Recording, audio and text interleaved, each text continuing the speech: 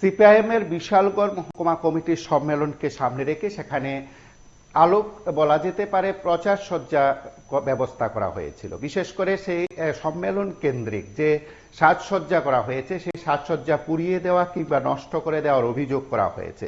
CPIM এর তরফে সম্মেলনের আগে এ ধরনের ঘটনা বিশালগড় থেকে তুলে ধরেছেন সিপিআইএম নেতৃত্ব এবং সম্মেলন কেন্দ্রিক যে সাজসজ্জা ছিল, প্রচার সজ্জা ছিল, দলীয় পতাকা দিয়ে এসে সাজিয়ে তোলা হয়েছিল সম্মেলনের বার্তায়, সেগুলোকে পুড়িয়ে দেওয়া, নষ্ট করে দেওয়ার অভিযোগ করা হয়েছে।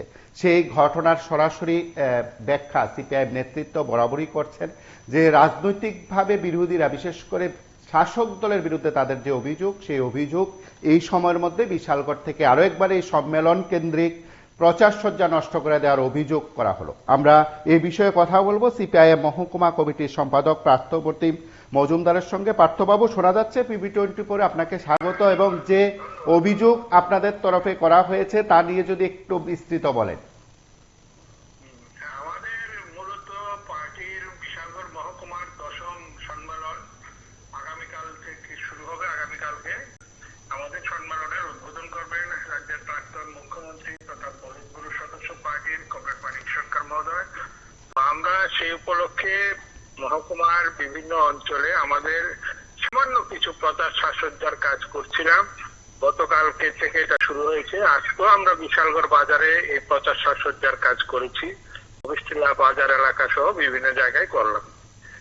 করার পর দেখলাম বেলা 10:30 11টার দিকে বিজেপির যারা পরিচিত মুখ বাইক বাহিনীর, তারা সেখান থেকে বাইক সহযোগে বিভিন্ন জায়গায় এসে আমাদের পতাকা, ফেস্টুন এগুলিকে ফেলে আগুন জ্বালানো, তুলে নিয়ে যাওয়া, এই কাজগুলি করছে।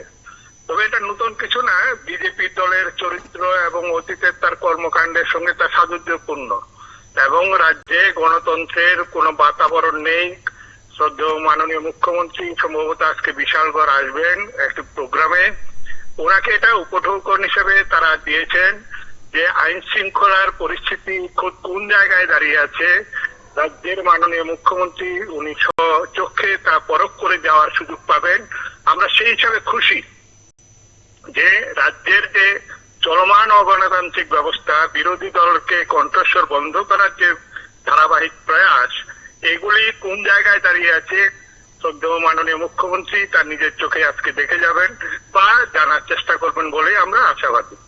এবং এই বিশালগড়ে এই ধরনের ঘটনা অতীতে ঘটেছে এবং মানুষ তাতে যে সায় দিচ্ছে না এবং তারা জলবিচ্ছিন্ন হচ্ছে, এটা তারা বুঝতে পারছে না।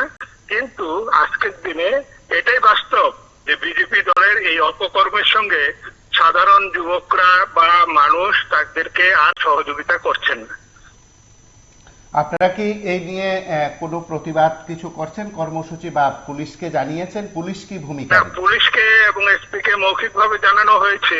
আমরা বাধারঘাট আমাদের পার্টির শ্রদ্ধেয় নেতৃত্ব কমরেড সুব্রত চক্রবর্তী, উনি অসুস্থ হয়েছেন, আজকে পরে গিয়ে আহত হয়েছেন। ওনাকে দেখার জন্য আবার ছুটে এসেছিলাম।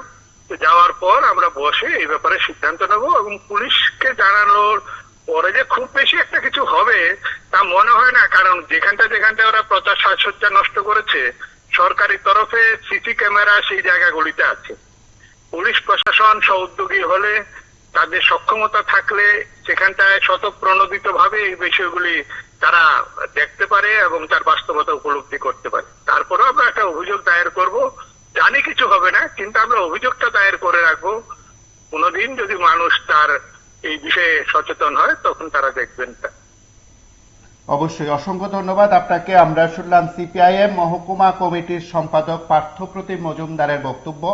তিনি সরাসরি সেখানে শাসক দল আশ্রিত বাইক বাহিনীর দিকে তার অভিযোগের কথা বলেছেন। সিপিআইএম অন্যান্য নেতৃত্ব বরাবরই সেই অভিযোগ করেন এবং সেখানে প্রচার সজ্জা, ফ্ল্যাগ ফেস্টুন ইত্যাদি পুড়িয়ে দেওয়ার অভিযোগ করা হলো বিশালগড় থেকে। বিশালগড়ে সিপিআইএম এর সেই সম্মেলন কেন্দ্রিক যে প্রচার সজ্জা সেখানে রয়েছে, ফ্ল্যাগ ফেস্টুন রয়েছে, তা পুড়িয়ে দেওয়া, নষ্ট করে দেওয়ার অভিযোগ করা হলো সিপিআইএম এর তরফে। আপনারা সঙ্গে থাকুন, দেখতে থাকুন PB24।